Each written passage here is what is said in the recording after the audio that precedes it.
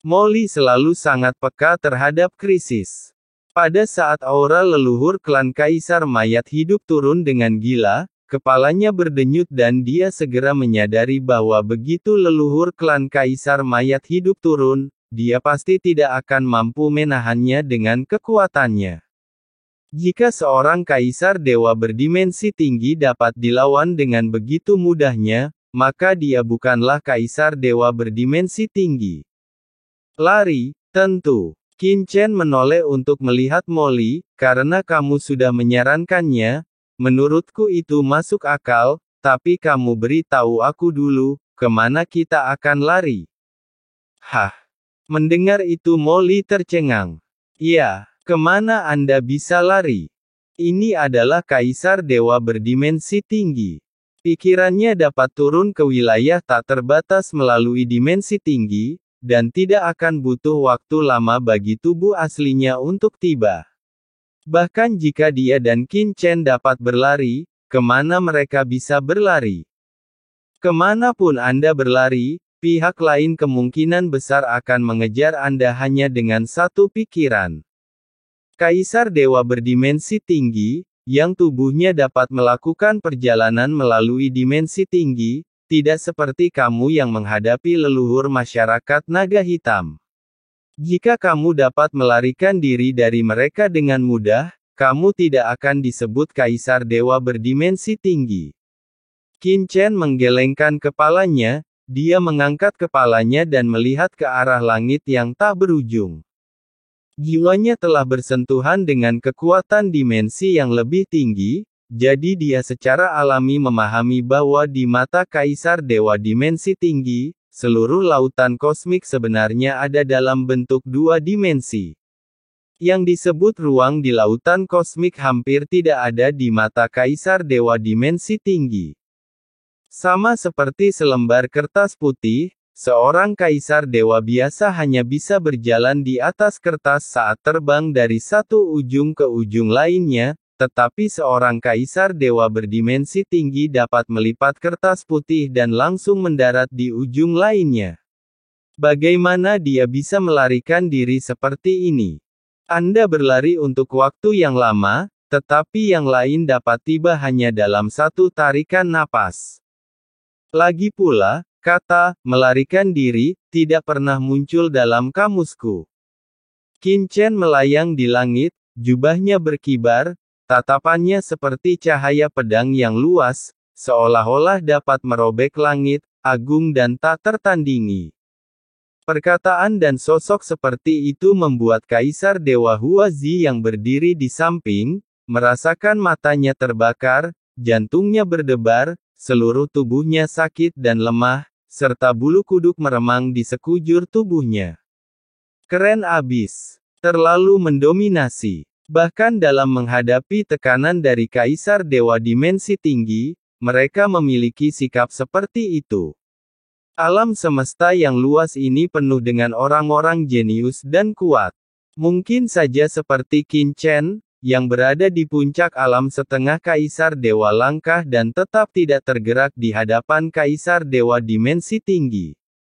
Aku tidak dapat menemukan yang kedua. Inti masalahnya adalah Qin Chen bukanlah tipe orang yang berpura-pura tanpa berpikir, tetapi pertempuran sebelumnya telah membuktikan kekuatannya di depan semua orang. Mampu menahan pikiran berdimensi tinggi dari leluhur klan Kaisar Mayat Hidup adalah sesuatu yang biasa, orang tidak dapat melakukan apapun. Kekuatannya tak tertandingi. Tidak hanya Kaisar Dewa Huazi, leluhur binatang Komodo, dan banyak orang kuat di reruntuhan 10.000 dewa juga menyaksikan pemandangan ini dengan kaget. Harus dikatakan bahwa sikap Qin Chen saat ini membuat semua orang mengaguminya. Sialan, bajingan sok penting Qin Motou ini, aku tidak tahan lagi.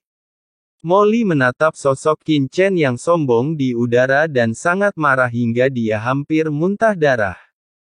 Sudah saatnya, mengapa kamu masih berpura-pura keren? Iblis Qin, aku tidak bercanda. Kamu telah melihat betapa kuatnya Kaisar Dewa dimensi tinggi.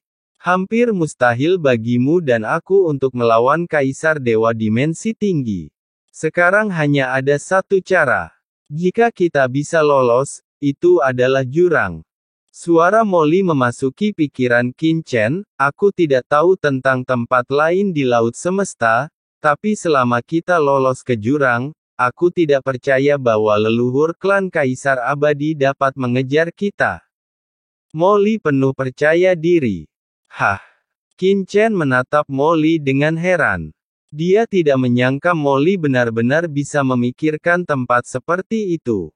Memang, jika dia bisa melarikan diri ke jurang, kekuatan leluhur klan Kaisar Abadi pasti tidak akan bisa menembusnya.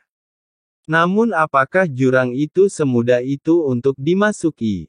Itu adalah tempat yang jauh lebih berbahaya daripada lautan kosmik. Apakah kamu tahu di mana jurang itu? Qin Chen menatap Molly. Molly menggelengkan kepalanya, aku tidak tahu, tapi dunia virtual ini mengandung kekuatan jurang, dan kemungkinan besar ada hubungannya dengan jurang, misalnya, mirip dengan lorong jurang di dunia bawah. Dan kamu sangat akrab dengan wanita dari penguasa klan surgawi, apa hubungannya?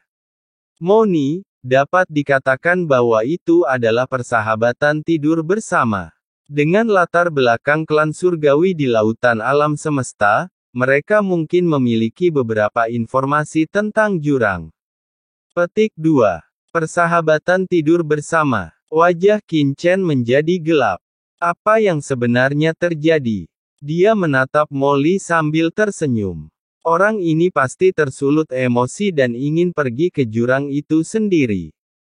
Memikirkan hal ini, Qin Chen hendak mengatakan sesuatu, tetapi tiba-tiba dia mendongak dan mengerutkan kening ke langit, sudah terlambat.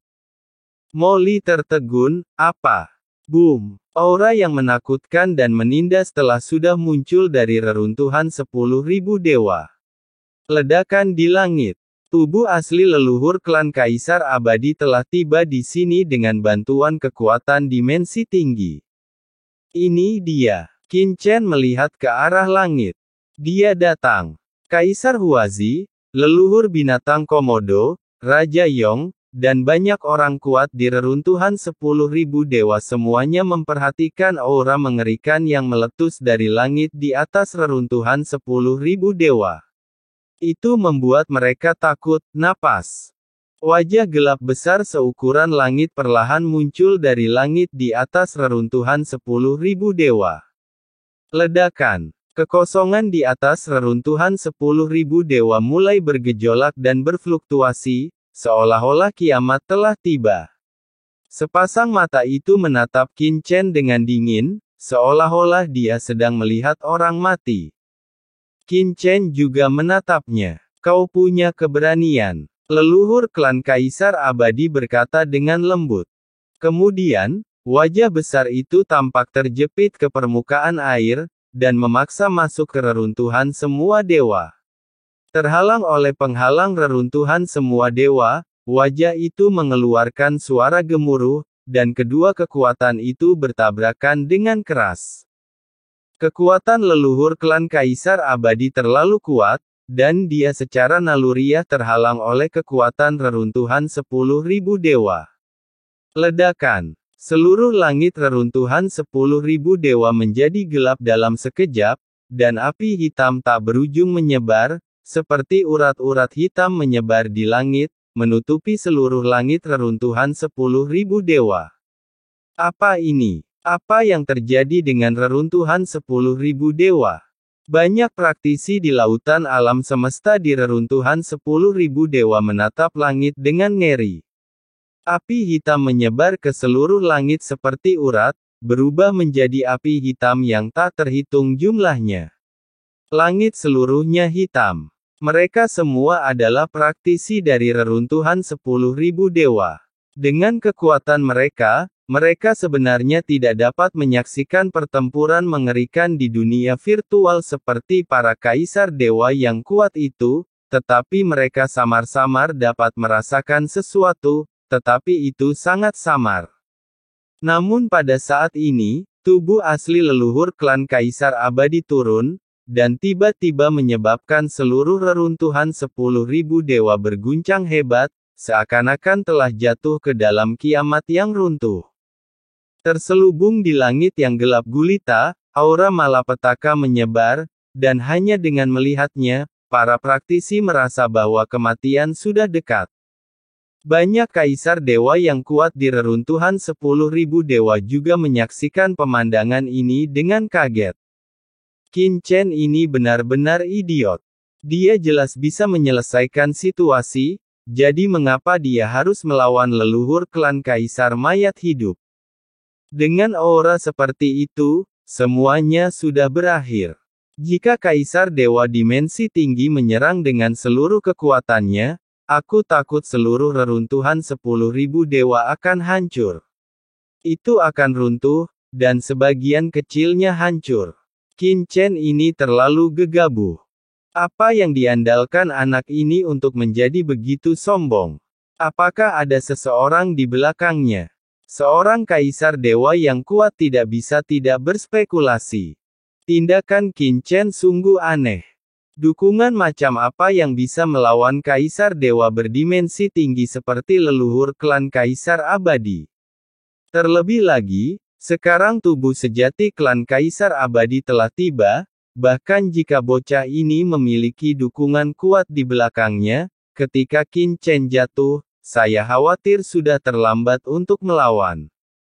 Banyak kaisar dewa di reruntuhan 10.000 dewa menggelengkan kepala. Qin Chen menatap langit yang gelap. Langit yang gelap membentang sejauh miliaran mil, dan napas bencana menyebar. Ledakan. Wajah besar leluhur klan Kaisar Abadi, di bawah tekanan terus-menerus, tiba-tiba menerobos penghalang reruntuhan 10.000 dewa dan turun langsung ke dunia ini. Api hitam tak berujung memenuhi udara, dan seluruh reruntuhan para dewa terjerumus ke dalam perang gelap gulita. Wah, tubuh asliku sudah datang. Aku ingin tahu trik apa yang kau miliki kali ini. Wajah gelap yang besar itu menatap Qin Chen dengan dingin. Aura tubuh aslinya terlalu menakutkan dan akan ditolak dengan keras oleh reruntuhan 10.000 dewa, hanya dapat menunjukkan satu wajah untuk sementara waktu guna menghindari akibat yang tidak dapat diubah pada reruntuhan 10.000 dewa. Kamu hanya setengah langkah menuju puncak Kaisar Ilahi. Leluhur ini ingin melihat asalmu. Pergilah. Wajah gelap yang besar itu menatap Qin Chen dengan nada acuh tak acuh. Saat suaranya jatuh, terdengar suara gemuruh. Api hitam yang mengerikan, seperti tirai langit, tiba-tiba menyapu ke arah Qin Chen di bawah dengan kekuatan yang luar biasa. Kali ini, kekuatan dimensi tinggi yang terkandung dalam kekuatan yang diubah oleh leluhur klan Kaisar Abadi lebih dari beberapa kali lebih kuat dari pemikiran dimensi tinggi sebelumnya. Kekuatan mengerikan datang ke Qin Chen dalam sekejap. Leluhur klan Kaisar Abadi, berhentilah sekarang. Ini adalah reruntuhan 10.000 dewa, tempat yang dijaga oleh banyak kekuatan di alam semestaku. Apakah kau ingin menghancurkannya dengan paksa? Tiba-tiba, terdengar teriakan gemuruh. Dengan suara desiran, sebuah sosok tiba-tiba muncul di hadapan Qin Chen, memegang segel giok emas di tangannya. Atas desakan sosok ini, segel giok itu melesat ke langit, memancarkan sinar cahaya keemasan yang tak berujung. Setiap sinar cahaya mengandung aura Dao Agung yang menakutkan. Akhirnya, mereka berkumpul bersama, seperti gelombang besar, dan dalam sekejap, mereka menghilang. Seketika, mereka menabrak langit hitam yang mengerikan di atas api. Ledakan. Aura mengerikan itu meledak, dan kekosongan dalam radius miliaran mil langsung berubah menjadi debu. Seluruh lapisan kekosongan itu terkoyak menjadi lubang hitam yang tak terhitung jumlahnya. Cahaya keemasan itu terus runtuh di bawah erosi api hitam, dan akhirnya berubah menjadi ketiadaan. Namun, api hitam leluhur kaisar abadi juga terhalang oleh cahaya keemasan dan menghilang di tempat. Hanya api hitam yang tersisa yang langsung mengenai segel giok emas. Dengan suara keras, segel giok emas itu bergetar hebat, dan sosok yang mengaktifkan segel giok emas itu terguncang dengan paksa. Dengan hembusan, dia memuntahkan seteguk darah, tetapi dia menahan serangan itu dan memblokir Qin Chen. Tidak ada lagi konsesi. Adegan seperti itu membuat Qin Chen dan Mo Li menoleh dengan heran. Mereka tidak menyangka akan ada orang yang datang menghalangi serangan itu. Tatapan mata para sakti seperti Kaisar Dewa Huazi dan leluhur binatang Komodo kini tertuju pada sosok tersebut, menampakkan ekspresi terkejut. Orang yang datang adalah sosok yang mengenakan jubah naga emas. Dia agung dan tampak seperti seorang kaisar yang menjulang tinggi. Dia menatap leluhur klan kaisar abadi dengan gigi terkatup, dan darah mengalir dari sudut mulutnya. Negara kuno Tianhuang. Leluhur klan kaisar abadi berbicara dengan marah.